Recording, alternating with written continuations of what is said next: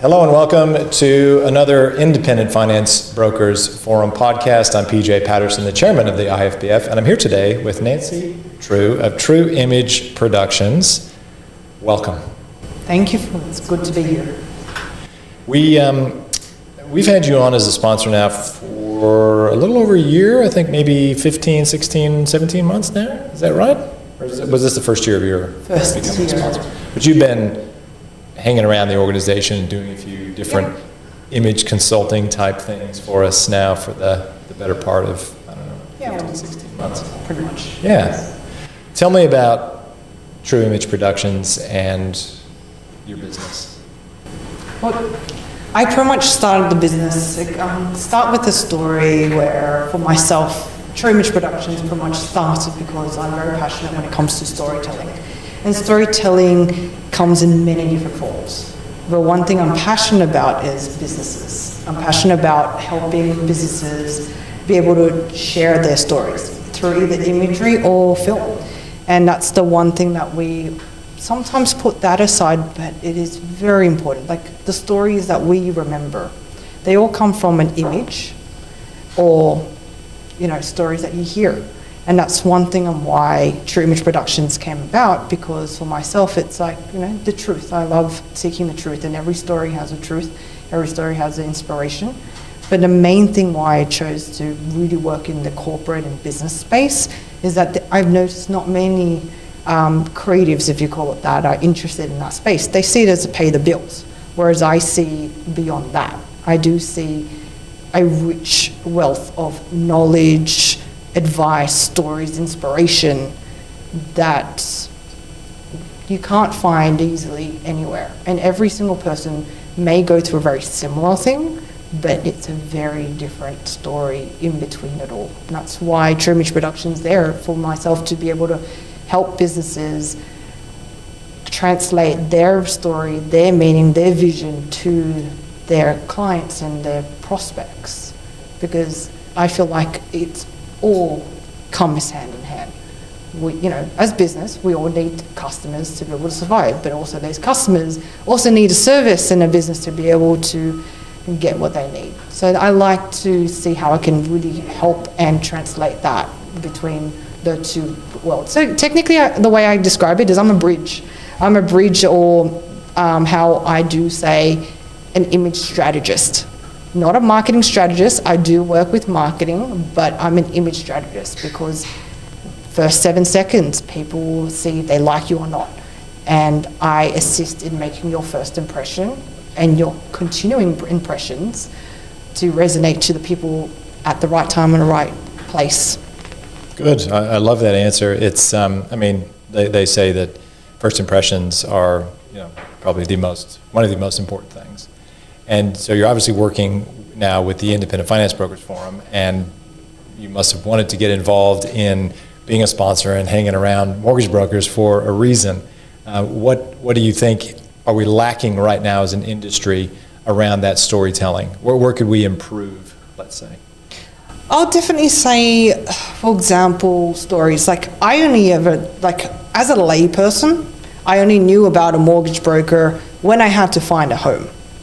And then I'm starting to hear and find who's really good, who isn't, and also the media. The media will always paint a very particular angle, not always a nice angle, but every industry always has good people. It's always the minority or the negatives that do get the biggest shout out on the mass media because people like drama. Whereas what I want to create is a world where, hey, who are you looking for, and how can we get your message across to the right person who is looking? Because for me as a layperson, I didn't know too much about, finance or mortgage brokers that much. And honestly, in my own personal journey, it's like finances are the one and few things that I put aside. And I would say, I can't say for the whole entire people, but most people I do talk about in my circles don't quite hold finances important. It's important, but they kind of want to put it aside. But I'm grateful for being in the IFBF because it was a way for me to educate myself about the finances, and also be able to see the vast variety of services, because as much as people may label as a mortgage broker, I notice every mortgage broker also has a specific niche and also specific drive and specialty. Okay. Let's expand on that and talk about that a little bit, because I think it's important. The first thing I want to hit on there is, I suppose, what's your impression of the industry in general, and even maybe some of the, you have to name names, of course, but some of the people you see at the IFBF, because we have all types of members that turn up to our meetings, and the image that they project, and why that's important, or what you see, and maybe even give us an example of, someone, again, don't name names, but you could say, if this person were to do something slightly different, it might completely change the way they're perceived by their peers, the industry, maybe their clients. Well, 100%. Like when it comes, so I'm going to break it down. That's a big question, to be honest, PJ. First off, mortgage broker, it's kind of like when I say I'm a photographer. You already will have a thought, a bias, in a way, your own judgment.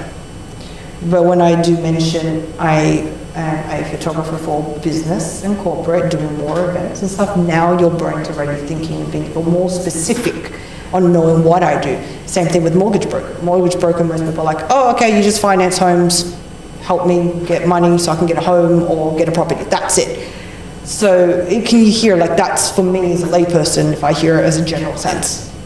Same thing. It's kind of like, it's allowing to, like some mortgage brokers I notice in there, everyone has a different personality. I'm going to start with that.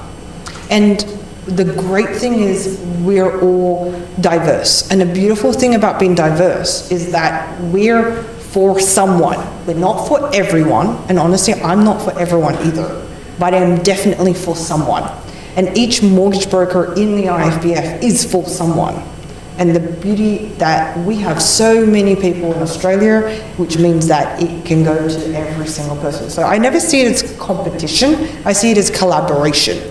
And that's the beauty. And I do notice a lot of the people in IFBF, they do collaborate with each other. Some people do further, instead of just the typical mortgage broker, they also do finance, asset finance, commercial finance. So there's a variety of different things. And that's one thing. So being a bit more specific, of course, for my personality, I would notice the people who will, I don't know, have more pizzazz, and that's my personality. I would notice that person that will, sparkle a little bit more. It doesn't have to be the clothing, but it's a personality, a little bit more outgoing, someone I'll be more attracted to. Whereas I will utilize my husband.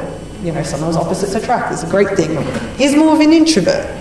He would always look more at the numbers. He'll go for someone, sometimes it's more the quiet one. And it took me years, and now I would say that's why I'm starting to also notice the people. So I would say it's kind of like coming hand in hand. The main thing is there is no one straight answer that I can give. But the main thing I can share as an advice is more like, well, who is it that you want to attract more into your business? If they tend to be, for example, I'm just using an example, you want to attract more the IT industry. They have a personal profile, and there's a majority statistically of their profile being introverts. So you don't want to be, flash bang. They're not going to be attracted to that. Whereas if you're, you don't have to change yourself completely for that market. But if you want to go for that market, you'll be more, okay, what is the words they're going to use? How's their personality? You wouldn't want to go, oh my God, welcome, mortgage broker. That's going to really push them away. You'll want to go more in the details, saying, hey, it's a mortgage broker. If you're looking for this is how it is. But you don't have to go monotone either and really fit to them. So it's still having your personality, but the way I like to call it, adapting. Adapting and being kind of like what we learn, I've learned also in a lot of different personal development spaces, where you still want to be one or two levels above a person's personality. So if they're a 5, you want to be no more than a 7. Because if you're a 10 for someone that's a 5, so let's say average of 5 is neutral.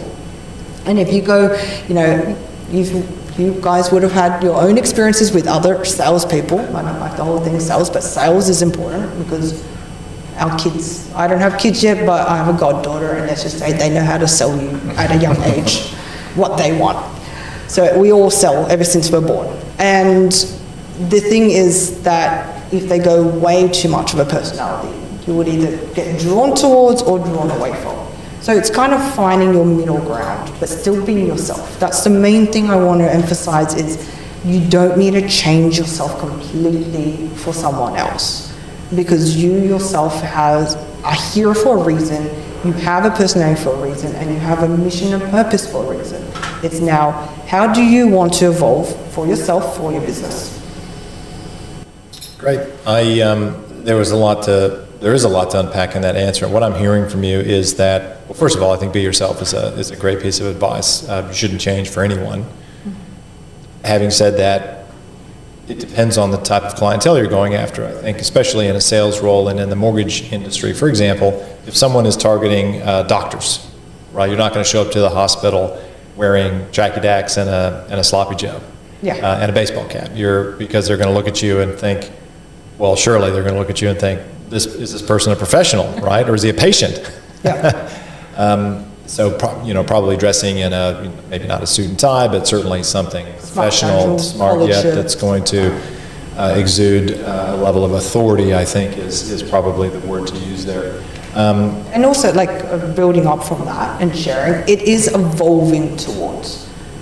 We all have started somewhere, and if you look at, if we all look at our own past and our own life, we all have our embarrassing moments and times that we dressed very, very differently to where we are now. But also at the same time, you will evolve into who you want to become as well. But start with where you are, and where you are is okay. But 100% what you mentioned, there is always the environment and the type of group. There's for example, if you want to attract professionals, you do need to make them comfortable. That's rule number one, is making people comfortable. And being comfortable is how you look and how you present yourself. So that is a start. Great.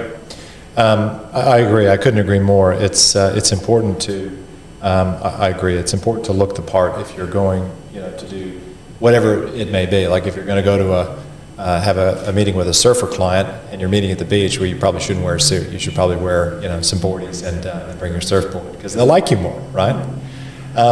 Having said that, we are in the digital age now, and because of COVID and what happened during that whole time frame, the face-to-face meeting has now sort of been put in the back seat, and a lot of it's done online, a lot of it's digital. But a digital presence and having a presence, a professional presence there, is still equally important. I know you've counseled me about some of the photos that I've got on my LinkedIn and a few other places, suggesting that I might update or have some slightly different professional photos taken. How important is a professional photo to be taken for these sorts of digital platforms and things?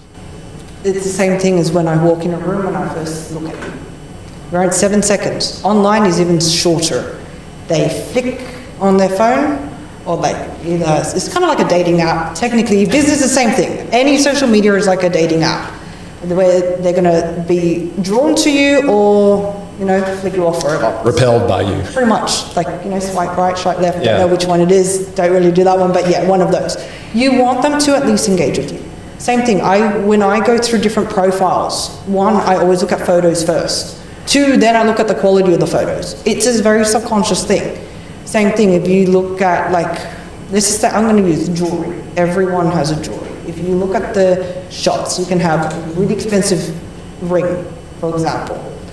And if you just and it looks dull in the photo, because it was just whatever taken by an iPhone, and whatever it is, compared to the same ring, but with a whole professional studio and all that lighting and edited, what you're going to naturally get drawn to, you'll be like, oh, that looks nicer, because it's well done with the professional shot compared to the thing. It's the same thing, but shot differently.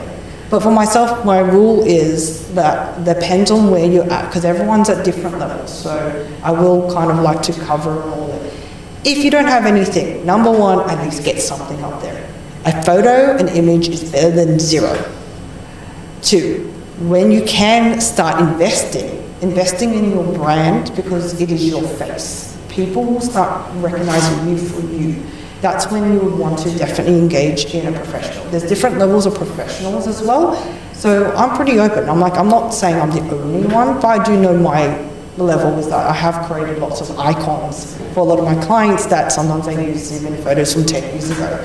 And we always joke about it, but they still like it because people recognize the way I have created for them that personality, that shot. People recognize, and even 10 years down the track, they still utilize that shot. Even with, in between, you know, other images in between. Like, you need to recycle as well, because like you said, the digital age is fast-paced. It's very fast-paced. Having one shot, fantastic, that's a good start. But having that for the next 5 years, definitely not. So it sounds like what you're saying is when you can't afford it, and I'm sure there's different levels of package that you can have people invest in, but when you can't afford it, get some professional shots that you can use on, name some platforms. So LinkedIn, what else? Well, look, LinkedIn, Facebook, Instagram's starting to be another one down the track as well. They're the main three things. I wouldn't say Twitter, but hey, if you need a shot for doing some posts, that's also important because you want to be iconic. People, as much as people like new, they also like something consistent. So it's finding that balance between the two.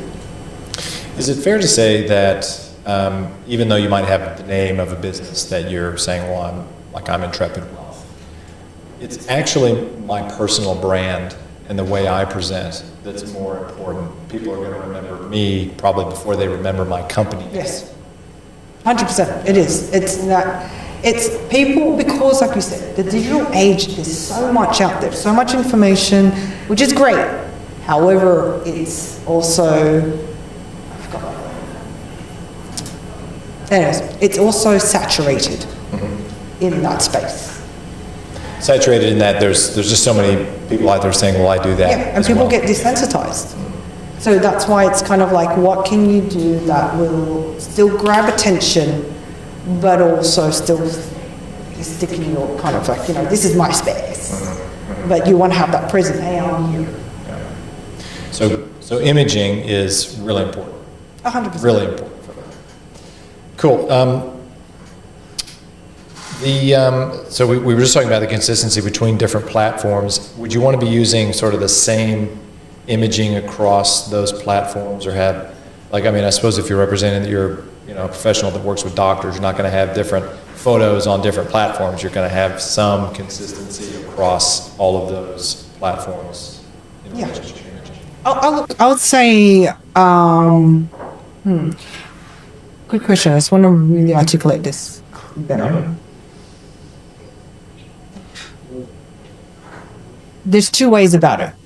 You can really represent your brand and your business in the one shot, because that means people recognize you as like, oh, you're on Facebook, you're on Instagram. So that's a great way to establish, hey, this is new, this is changing.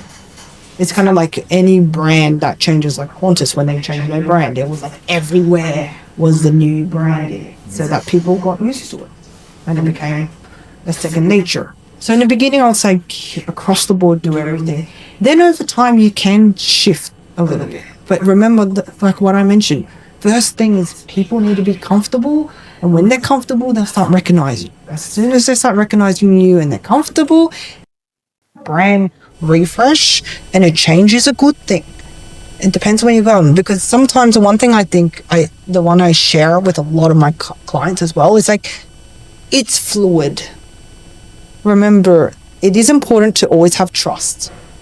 That's important. That's something, trust and credibility when it comes to online is such a big thing now, because just one small thing can really topple a tower. It's like a sandcastle. Everything's almost like a sandcastle now. Nothing's really built to last for that long. And one small thing can really tumble everything. So maintaining that trust and credibility, definitely never ever change that. Changing how you look, that one, like I said, you can either do it slowly, because we all change. You can never be the same thing over and over for the rest of life. Like, as much as, we all like the eternal youth. I am evolved. Like, if you look at my look 10 years ago, probably don't put that online. But you can still see, I'm not ashamed of it. I was a very different person then, but I have evolved now. My integrity has still kept throughout the whole entire thing, but my look has definitely changed. And that's okay. Well, you've grown up a little bit probably, and as you say, got rid of the phase and gone to a different phase. We've been talking a lot about sort of still images. So the still image you'll see on LinkedIn or maybe on a website, and it's sort of, as you know, I often counsel people at the IFBF to do video and to send video messages to clients. I think it's a very powerful medium to get a message across.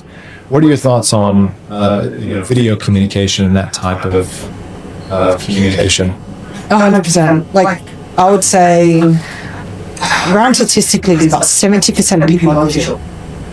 That's really high, which is why when it comes to photos or even videos, it's the first thing people see. Because that's the first thing you see. We naturally born, we don't speak when we're born, we see when we're born, which is why it's such a primary thing for us. Now, when it comes to video, that's a secondary, because that's what's not here. And definitely when you're mentioning content is an important thing. This is where, like, building your brand and image and skills and your videos. The videos is what's going to continually evolve and also maintain your credibility and trust as well. Because that's where you share the knowledge. Because when people hear something that you're sharing, wherever that is, and then it resonates to them at the time, you have same thing. I will sometimes want to do this role when I'm on the news role, but we all do that from time to time. And I will stop at videos, and then sometimes in that moment, you never know where that person in life is at. So I would say share what you know, be who you are. Because I know I'm not the best person, to be honest. I'm blind. I know a lot. I do a lot. Do I share a lot on social media? Probably not right now. I am working on that part because I'm doing a lot right now. And I'm happy to do it for my customers, my clients, and then have fun time myself. But the easy thing is, I would say, if it's overwhelming for you, I'm going to talk to the person that I don't like doing, which is also talking to myself at the same time, is find time. If you need to write it out, write out all the knowledge and topics that you have. Because no one else has your experience. No one else has gone through what you've gone through. No one else has been through the challenges you've been through. That's a story itself. Two, remember, the best thing I'm going to share with you is facts tell, story sells. As you know, in life there, there's a lot of stats out there. As a layperson, stats will go over my head. But if you have the stats with a story, a resonant story, a story like, you can just say, like, for example, like my husband is one of the business that we do. We helped our neighbors save on their bills. And it was over $1,000 a year. That, for example, is a story that people remember, like, oh, person, story, self. If I say, oh, we helped someone, save $1,000 a year, you'll be like, oh, okay. But marrying the two facts and the story, most people, the masses will understand that. You remember stories more than you will remember facts. That's a fact. We're all born with it. So that's why when it comes to content creation, make sure, yes, the credibility will be in facts. But what it is with the trust and understanding is a story. So learn how to become a good storyteller, in other words. And we all are. And sometimes it is a trait, it's a skill. This is not something that you are like talented in. It's a skill that you can learn. Couldn't agree more. And then, 100%. I think I'm learning, continuing to learn and practicing being a good storyteller, because as the right people resonate with a story as opposed to just being video and stats and sort of and facts. Mm-hmm. What do they say? Don't let facts get in the way of a good story. Yes. Okay, so sorry, I'm going to finish that last one. The third one that I would love to wrap this up is when you do your content, what is the outcome that you want? Because if you forget of the outcome, because when you kind of have the idea, so the first one is, write down all the topics and ideas and experiences that you had. To, like I said, your story. What is those key stories or testaments that you had from those facts and experiences? And three, the main thing is what is the outcome that you want to share? Because when you have an outcome, that becomes your book. Because if talking a story is one thing, but you want to still, with the digital day and age of how things are very good now, you want to make sure that it's catchy and snappy. And that's a lot to get, so it's all good. Those are the three things I want to really wrap it up if you need to do this. Write down everything, experiences and, experiences, life, stories, to choose a story. You can change the name, whatever. Character, choose a character, that's the main thing. And the third one, definitely know your outcome. What is the outcome? What is the lesson really that you want to really share? That's a really good way to frame it. I started recording videos probably 15 years ago. And I knew I needed to do it and I wanted to do it. It was a new medium to sort of communicate with clients. And I was terrible at it. Like I look back at some of those original recordings and go, oh my God, that was just horrendous. And you learn and you get better by doing it. So I guess my message, or it's more of a statement than a question, but I'd be happy to hear what you have to say about this is, if you're feeling like you can't do it or you're afraid to do it, it's probably all the more reason to start. You don't have to publish it. You can just record. But the only way you're going to get better at storytelling and better at recording video and getting it produced is to actually do that thing. Yeah.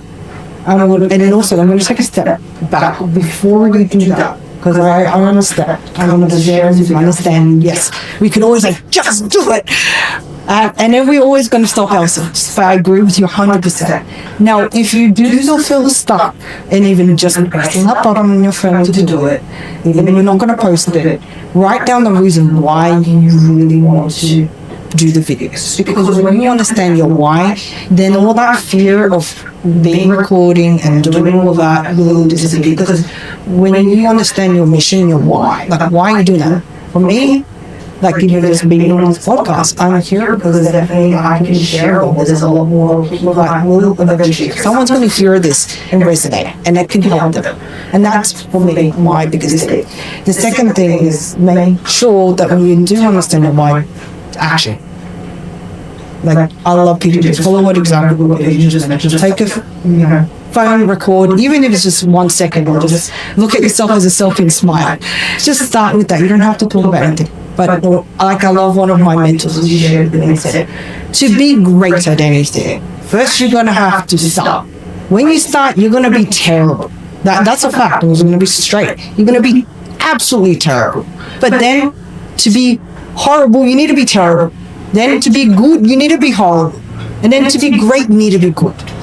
So it's a process and you will get there. But you have to start. Yeah, I love that. That's a great way to put it. One of the ways I've heard is anything worth doing is worth doing poorly until you learn to do it well. And we all start somewhere. As mortgage brokers, this is our audience I'm talking to. The first time you wrote a loan, probably sucked at it, right? But after you do 100 of them, you're an expert, right? So that's good. Okay, let's talk now about getting started, building an image. So let's say I am new to industry, don't have much of a web presence. I'm like, I know I need to get a website, I need to LinkedIn, I need to get some photography, and let's say money isn't necessarily an object, but there's a budget. Where would you begin with that client that walks through the door and says, Nancy, new mortgage broker, I need to build my brand presence and my personal brand and everything. Where do you get me started, and what do we do next? For me, I always ask, why? Because when you, as much as everyone always says that the image is such an important thing, I always ask why. Why are you doing what you do? Because the image, that builds around. As much as sometimes people say it's very important, it is, and then it has to have a purpose. Others will just see a pretty picture in the World Wide Web. Okay, let's assume I've read Simon Sinek's book and I have my, start with why, and when I walk in and say, I want to help women over 50 who have just been divorced, be able to navigate that situation and help get their life started again. What do you do next? Perfect. That is already a great start. When you do have more of that specificity, then I'm going to help you a lot more. One first thing is we'll deep dive. So asking that question is helping you with the doors and all that. So we're going to focus on, okay, if you're a man, how we're going to look, how do you want to resonate across the if you're a woman, how do you resonate with that group of people as well? Because in the 50s, you're not going to wear, like a teenager, t-shirt and pants. Not going to resonate with that crowd usually. Maybe a polo collared shirt, you can tone it down a little bit, but you don't need to be completely suit and tie like you're in suits. Going to court type of deal. So we find it where it is, and also women, like if we're going to talk about that group, if you're watching that, I would be looking at, okay, what is your brand colors? Start with your brand colors, because when it comes to your, people don't seem to want to put too much emphasis on logos, but logos are another way that people remember to buy. Like I'm already doing a brand logo transition a little bit, and I am getting a lot of interesting yeses and nos in between the transition. It's not too much of a transition, but it's still a transition, and everyone's going to have an opinion. That's the one thing I'm going to share with you. When you do take that step forward in the world, everyone's going to have an opinion. Now, you need to be comfortable with who you are, what it is. Stand your ground in certain things, but also listen to the experts as well, because experts are there for everything. For experts who have the research, have the experiences behind them to be able to guide for a long-term vision. Because sometimes we all think of immediate, not long-term, which is what I do with my brand logo as well. And that's, the colours will come from that. Second one is also, I always ask, what is your favorite colour? Like some people like black and white, some people like, for example, if you're wearing a nice pink suit, that's a good start. I'm not wearing a pink suit, I'm wearing a blue suit, pink tie. Just for anyone who's only listening to this, I'm not wearing a pink suit. My bad, but yes. Yeah, I think I should clarify that, because some people say, I ain't wearing a pink suit, really? Mauve, dark pink, or pink kind of, you can get away with that. Yeah. Different look, but you can get away with that. Sure. Yeah, when it comes to that, it's then I look at, what do you have in your wardrobe already? You don't need to get a whole new wardrobe. Some people think, I'm going to have to get everything just in a window. What do you have right now, because that's who you are right now? Sometimes some of my clients, they do go, I want to change. And then they do get a little bit more. It depends on your budget. And I would say, even if you're starting, like I said, if you're new starting, you walk up to me and ask, what do you want you to look at first? It's sitting down and having that conversation. It's not just like tick a box. Yes, there's some things like tick a box, like a website, make sure your social media page is up, getting some image up on there, some text. Text is not much down, so there's other people that can definitely do that, and IPF can guide you for that as well, because the content is such a big thing as well when it comes to written content. But that's why I'm an image strategist, not a content. Very clear about that. But then it is understanding, like, have the basic business set up for social media. And now where I come in, would be more like, how do you want to make your first impression? That's by your clothes, that's by your look. So are you going to be the face of your brand? That's a big one there. Or is it your team? Or is there a particular person that's going to be the face that people want to engage with on a face-to-face? So that's one thing I need to also understand. So there is that personal brand and business brand type of deal. But sometimes they're one-on-one. I know a lot of workers are, sole entrepreneurs. And so that means they themselves are their brands. Yeah. Well, I mean, my view of it is, unless you're a big corporate, I think for most brokers, we are our brand, even though we might have a separate business name, but everyone knows us as, PJ's the mortgage financial planner or whatever. Okay, so key takeaways from that are that start with why. You have to know the reason that you're doing what you're doing, because it sounds like a lot of the next steps with imaging that and building the imagery of that is around your reasons for being in business. Have I understood that correctly? 100%. Well, that's what I do, which is why I'm very clear and very different to a lot of other people in my industry, is because I really deep dive in who your audience is, who do you want to go for, why are you doing it, because I'm then able to translate that into images. Whereas you can go pick someone up and take a photo and do a photo shoot, but it hasn't as much purpose. It's just going to be meh. There's a difference between okay and wow. What do you think the difference is between okay and wow? Like, how do you bridge that gap? What's the difference? The difference will be, there's lots of people. The difference when it comes to and wow is the quality, also your being and your essence in those images. Having someone to be able to bring that out, because most people don't like being on camera. I'm aware of that. So if you have someone, if you have fun, it doesn't have to be me. If you have a quality photographer and videographer, they'll be able to guide you to bring the best out of you and capture that. When you're captured in the best way for you, you're going to be the best on every platform for you.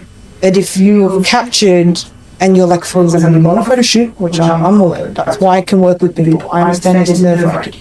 But if people capture you being nervous, you're going to be nervous. And it shows. Yeah, it does. And you don't want that outside. No, I dare say you're 100% right on that. It's interesting. Just a personal story. I've had photo shoots before, and I had one many years ago. I didn't really get too much instruction. The background was nice, and I was wearing professional clothing and stuff, and they were fine, and they served their purpose for the time. That was probably 20 years ago, actually. Thinking about it, and then in the last few years, I actually had some other photos taken, and I distinctly remember. There was the photographer and another person helping her, and she was looking there. The helper was looking at me and was, counseling me on, imagine you're looking at your daughter or something like that, giving me that instruction to have me see through my eyes into that lens what I was thinking about and feeling. And it makes such a difference when you have that kind of coaching when you're getting a photo shoot. So that's something you do, obviously, when you work with your clients, is try to draw out the expression, the feeling, all of that, to convey that in an image. Yeah, and that's the thing, it's understanding the story. But yes, having the right person that can coach and encourage you on set is such a big thing. Photos, that helps. Videos, definitely you want someone that can do that out of you. Because it's a lot more time for the recording to happen, whereas a camera photo is like a snap. So there's a slight difference. So yes, you definitely want someone, and you want to be confident with them. You want to make sure you're comfortable, because they're the one that's going to take the shot. I know not everyone does it, but find the right one you do. And the ones that I do work with, that's the feedback I always get. Do you think with, they say image and an image is worth 1,000 words. With the video, you probably say 1,000 words, it would mean nothing to people. Do you think it's important that people talk about things that they have a lot of experience and confidence around? Start with that. If you're unsure, always start with what you know, because and anyone, even an introvert that is passionate about something, you can push it on. Which is great. Yeah, right. I know. That's very true. And you can tell, like when people talk to me about stuff all the time, and then when I get really animated about a particular topic, it always comes through. People are like, I really enjoy this. Yeah, I do get fired up. And it could be the most silly, innocuous thing that I'm actually nerding out on stats and whatever, but people it's conveyed because I enjoy talking about it. So that I think in and of itself so the message there is, if you are thinking about doing videos and you're not sure where to start, talk about something you really enjoy. It may not even be related to what you do as a profession. It could just be, I'm a baseball guy. I love baseball, right? I just talk about that. And actually on that's part of your image too, isn't it? Your own personal stuff. Like if you're out there just doing videos on business and stuff, people are like, okay, right, I get it. But if you weave into your story some of that more personal stuff, I'm talking about your family or your other things that you're interested in, how important is that in building your personal brand? Very important. Like, you don't have to share everything. Like, keep your privacy. Like, I like to keep my privacy. But there are times you can utilize moments, and that gives people an insight. That also allows you to be human. Because, hey, we have a lot of AI videos now. So there's going to be now the whole, is this real or is this not type of deal. Just sharing your own experiences with your family or, your children and all that stuff. Or I remember working with one of my clients. They always did analytical work and reports, and they passionate about rock. And the group I was with went, share that. Because there's so many lessons, like even just your life, there are lessons that can relate to your business. There'll be lessons that can definitely relate to what you're doing or what you're going to be sharing. But he was like, so no, like that's not me. But one time he did finally do that one post, he got so much engagement. And that's because it was a personal story about that thing he loved doing. Yeah, and he actually got a client because someone else actually liked rock climbing too. So it's like you never know. I know how that works. Yeah, it is. It's you don't need to open the whole door to your house, but you show them a little, like the window into your life, because it makes you human. It makes you like, oh, you have kids, I have kids. There's something relatable. People want to relate, not just hear and be told. They want to feel like they can connect and relate to you. I think that's a great way to put it, is connection and relatability. Yeah.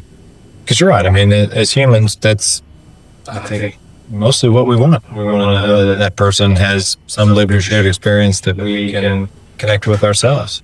Yeah. So that's all part of the imaging process as well, and building out your brand and the imaging of your business in your life is to share some of those. Yeah. And the thing I like to share, which I love recently, is that we all matter. And when you put yourself out there, you matter, but also you can remind people they matter. And that's a connection. A deep down, further down connection is that we all want to see we matter.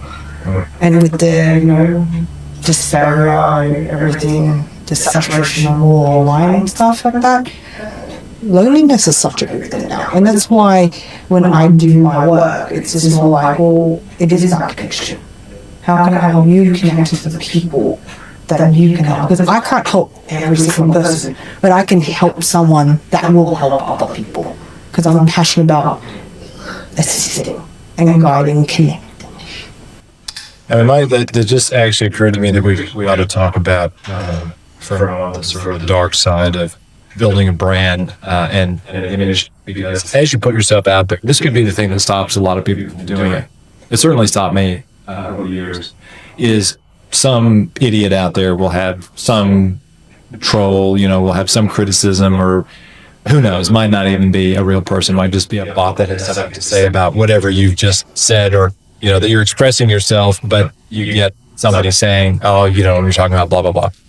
What are your tips for dealing with that kind of response or reaction or feedback? Honestly, I'm glad you asked that, because a lot of people like to look at the shiny things but not look at the things behind the curtain. And it's very important. So when it comes to, let's do that one. Okay. Now I'm glad you asked that question, because most people want to only look at what's on stage, not what's behind the curtain. And when it comes to that side of things, it is important. You will have someone that's going to, I won't call it hate on you, it's more of their stuff. But there will be someone that's going to have negativity. Well, they're hating on you. I mean, let's call a spade a spade. That's exactly what they're doing. And for myself, I kind of see it slightly differently, because things happen in people's life and then we take it out on them. It's like, I'm going to bring back what we mentioned, passion is an energy and it's contagious, just as much as negativity is contagious. So looking at the flip side of what we're having that discussion, it is that when it comes to negativity, honestly, blunt, you will get judged. You will have someone that's going to cheer you on, and you're going to have someone that's going to say negative things and throw eggs at you. it is what I would say, this is a good training ground for building resilience and ethics skin. But how do you overcome that? One, you're not alone. When you put yourself out there, focus on the people that you are going to help. Yes, they're going to be people who's going to have their opinions and voice their negativity and something that doesn't serve. That's okay. But you know what? That is also a good thing, because it means you're engaging them to even bother. So it's a good thing. Utilize it. You can either choose. That will be like a lesson in life. You can either sit there and take it on and get knocked down and stay there, or you can choose to stand up again and keep going.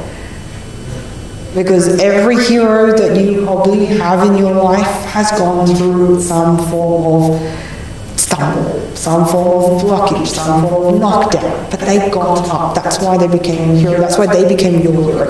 So utilize that. And also the IFBF. I would say utilize IFBF. They're a great group of people. Everyone has gone through different stages, different experiences. So as a collective in that room, you're having hundreds of years of experience and support. So tap into the group, tap into the support, find the right people in the IFBF that you can grow together. Because you can be like, oh, someone just said something negative about me. It'll be like, fantastic, good. You find someone in that group, and there will definitely be someone in IFBF that will go, great, keep on going. It's having the right support behind you. But you also need to be the advocate for yourself. So, but if you can't, in the very beginning, I get it, it's scary, and there's going to be someone that's going to probably throw mud at you, and if you feel like it's going to stick, find someone that's going to help you unstick that, and that's okay. That's why having an IFBF is a great collective, because we can support each other there. It's finding the right people. Thanks for the little IFBF plug. It's definitely a good reason to show up to the IFBF, because there is a lot of experience in that room. And certainly we're getting a lot of new to industry people coming and checking out what we're doing. Do you think it's important? I mean, you talk about mentors that you've got. I assume that's across a variety of things, business and other things, life skills. How important is it to have someone that you say want to emulate from an image point of view? So you might say, well, that person's style and what they represent, that's what I want to be.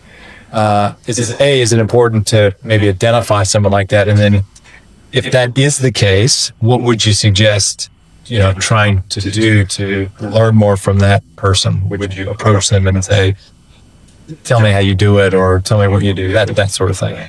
100%. Like, the first thing is, one thing I've learned from my mentors is that we're all equal, we're all human. So sometimes we feel like, oh, we like that person, and we feel like, put them on a pedestal. One thing, don't do that. They're human. Most people, you go up, you ask them, they're going to be happy to share. If you don't ask, you don't get. That's my rule. So go up and ask. Ask how they did it. Ask their journey. Most people are always happy to share if you're genuinely curious. Being curious is the biggest thing. But also reach out, just ask. So yes. And I'll just be blunt and raw. I don't plug people unless there is substance there. And IFBF, and the reason why I'm also part of IFBF, even though I'm not a broker in the traditional sense, is there is so much substance in this group. And, grateful that it has been, because you welcomed me, that's someone outside of the space. But I've learned just as much in it. So it does keep me up to date with all the financials, and I'm being educated in that field, but it's not my current strength. But I'm getting there, and that's the thing, is plugging yourself in with the right people in the right group. And IFBF is growing, and I'm seeing that evolution. Because I have introduced a few people in there, and they themselves have gone, yes, and that's why they're part of it. If it wasn't good, they wouldn't be there. So I'll say it's testimony for what you guys do. Yeah, thank you. Well, we're always looking for interesting sponsors and people that add some sort of value to the group that's different than just traditionally what you would expect in the finance industry, which is one of the reasons we're thrilled to have you on as a sponsor. And then, of course, just working with our brokers and doing all the things you do, our own imaging, videos and photos and stuff like that. So we might start wrapping it up. Are there any other topics or things that you think would be important for brokers or anyone in the finance industry to know around imaging and brand and that sort of thing? Yeah. I know most people, like in that industry, many of you don't like it. Many in the industry will want to focus on helping their customers, their clients, and the numbers. That's the comfortable thing. Now, I would always say consider who you want to reach and how you want to reach. Yes, the social media, that is another way. Traditionally, it's cold calling. Now, you can work on bringing people towards you instead of you having to go search them. And in doing so, invest. Put aside a small budget, build your budget, since you guys are great at financing. Put aside a budget so that you can build this side, because it is an investment. It is an investment for you in the long term, and also it is contributing towards where you want to go and who you want to help. So I'm also around. I'm happy to always have a conversation, give you tips. I have worked with some amazing brokers in the IFBA as well. And also keep it fresh. It's always not one thing, and yes, with the fast pace, it can be mind-boggling. But just do one thing at a time. You don't need to do everything, just one thing at a time, and that's okay. Got a great support here. Good. Well, on that note, thank you for joining us on this podcast. I certainly learned a bit more about branding and imaging, and it was great to hear your perspective as a professional in the industry as well. So thank you very much. You're very welcome. Thanks for having me here. Pleasure.